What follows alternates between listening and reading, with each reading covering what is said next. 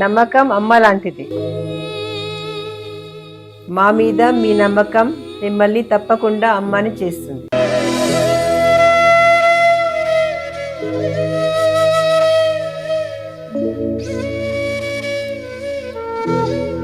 నేడు ఎంతో మంది మా మీద నమ్మకంతో అమ్మాయారు. మీకోసం అమ్మతనం ఎదురు చూస్తుంది. వివరాలకు సంప్రదించండి. Kiran infertility centre, Hyderabad, Bengaluru, Chennai, Delhi. ఓం నమ శివాయ నమ. జై పరబ్రహ్మ పరమాత్మ నమ. జగత్తుత్తే సతీ పలయ బ్రహ్మ హరి హరాయ త్రిగుణాత్మే సర్వగతిగామి దర్శ దత్తాత్రేయ నమసిద్ధిని సిద్ధి కురు కురు స్వ కుర్రో కుర్రు కొండ దేవత అమ్మ పలుకు, జగతమ్మ పలుకు, సమ్మక్క పలుకు, సారలమ్మ పలుకు, వనదేవత పలుకు. జై కొండ దేవతాయ నమ. ప్రజలందరికీ నమస్కారము. 2026 మార్చి నెల ఈ 12 రాసులకి స్థితిగతులు ఎలా ఉన్నాయి, వీళ్ళు చేయాల్సిన కార్యక్రమాలు ఏ టైం నుంచి ఏ టైం వరకు ఏ విధంగా వెళ్తే వీళ్ళకి కలిసి వస్తుంది, మరి కొన్ని కళ్యాణాలు కూడా దగ్గరకు వచ్చి ఆగిపోవటం, కొన్ని వ్యాపార ఉద్యోగంలో కూడా కొన్ని ఇబ్బందులు కావటం, రావాల్సిన డబ్బులు చేతికి రాకోకుండా పోవటం, చేతుకుంటూ అప్పు ఇచ్చిన డబ్బులు కూడా తిరిగి రాకోకుండా ఉండటం, మరి రాజకీయ విషయాల్లో కూడా కొన్ని అనేకమైన కొన్ని సమస్యలు కొంచెం ఎదురు కావటం, మరి వాళ్ళు చేయాల్సిన వ్యాపార ఉద్యోగ విశేషాల్లో వ్యవసాయ రంగంలో కూడా అనుకూలం లేని దాని వలన, మరి ఈ అన్నిట్లో ఈ 12 రాసుల్లో ఉండవలసిన వాళ్ళందరికీ ఎలా ఉంటుంది, ఎలా ఉండబోతుంది అనేది మనం చెప్తున్నాము. ఏ సమస్యకైనా కూడా ఒక పరిష్కారం అనేది ఉంటుంది. కాబట్టి మనిషి పడ్డవాడు చెడ్డవాడు కాదు. కాబట్టి వాడి టయాలను బట్టి కొన్ని మనం తెలుసుకోవాలి. మరి జ్యోతిష శాస్త్రం అంటే ఇది 3వ నేత్రంతో సమానం.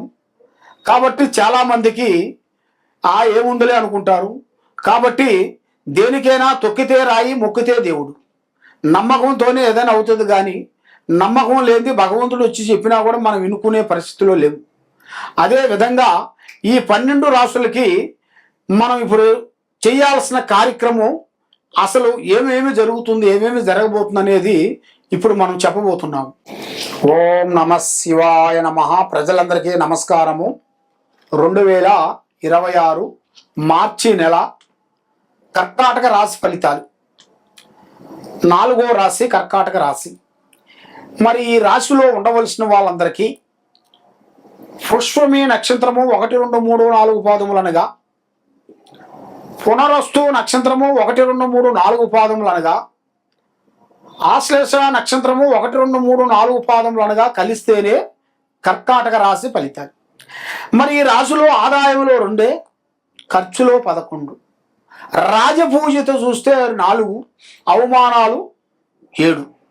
కాబట్టి ఏ కార్యక్రమం చేసినా, ఏ పని అనుకున్నా, ఎక్కడికి పోయినా ఇలా జాతక యోగాన్ని బట్టి చూసుకుంటే చిన్న వయసు నుంచి చాలా వరకు కష్టపడుకుంటూ కుటుంబ బాధ్యతలన్నీ ఈపు మీద వేసుకొని కుటుంబాల గురించి, అన్నదమ్ముల గురించి, అక్కచెల్లెల గురించి, పెద్దవాళ్ళని, అమ్మా నాన్నల గురించి, వాళ్ళ యోగక్షేమాలను కోరుకొని కుటుంబాన్ని ఏదో ఒక విధంగా డెవలప్మెంట్ చేసుకుంటూ వస్తుంటారు.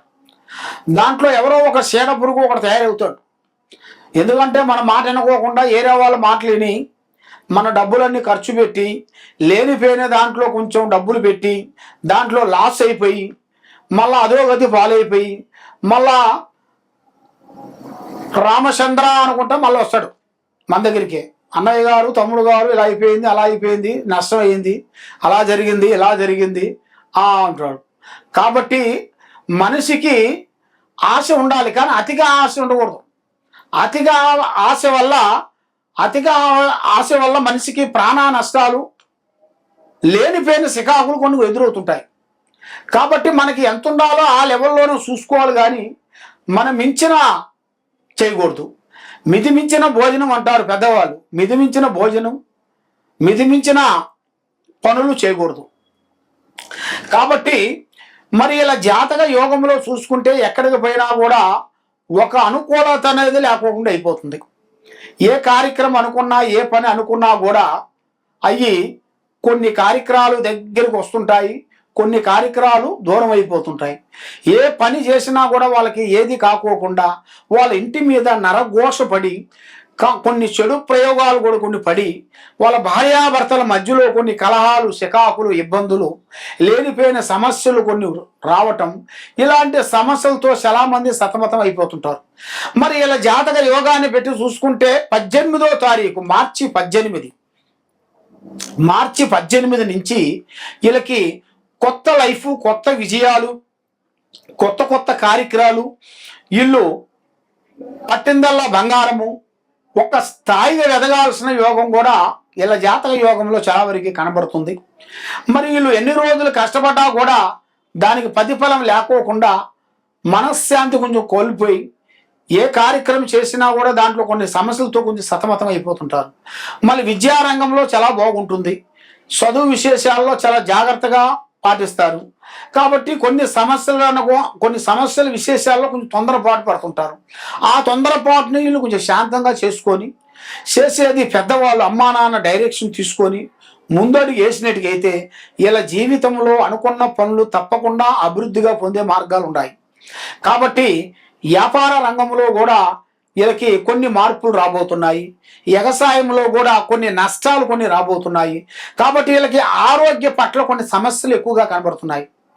ఆరోగ్య పట్ల తల ప్రాబ్లము, తర్వాత వీళ్ళకి మెయిన్గా ఉండాల్సిన ప్రాబ్లం ఏంటంటే రక్తపోటు, తర్వాత క్యాన్సర్, ఇలాంటి జబ్బులు వీళ్ళ జాతక యోగంలో రాబోతున్నాయి. కాబట్టి ఇలా ఆరోగ్య విశేషాల్లో చాలా జాగ్రత్తలు తీసుకోవాలి. చాలా జాగ్రత్తలు తీసుకునేట్టుకైతే వీళ్ళ జాతకాన్ని బట్టి వీళ్ళకి ఒక్కొక్క మెట్టు ఎదగాల్సిన యోగం ఉంది. కాబట్టి ఈ ఆరోగ్య సమస్య, ఈ కుటుంబ సమస్య, ఈ వ్యాపార బిజినెస్ సమస్యలు ఎన్ని కరెక్ట్గా కావాలంటే కొన్ని గ్రహాలు అనుకూలంగా లేవు. కేతు గ్రహాలు అనుకూలంగా లేని దాని వలన వీళ్ళకి చంద్రగ్రహణం అనేది చంద్రకళ అలాంటి తగ్గిపోతుంటుంది. కళ అనగా ముఖంలో ఒక తేజీస్ ఉంటుంది. ఒక్కొక్కరిని చూస్తే కొట్టబుద్ధి అవుతుంట, ఒకరిని చూస్తే తిట్టబుద్ధి అవుతుంట. అలాగే ఇలా ముఖంలో ఉండాల్సిన కళ కూడా రోజు రోజుకి మారిపోతుంటుంది.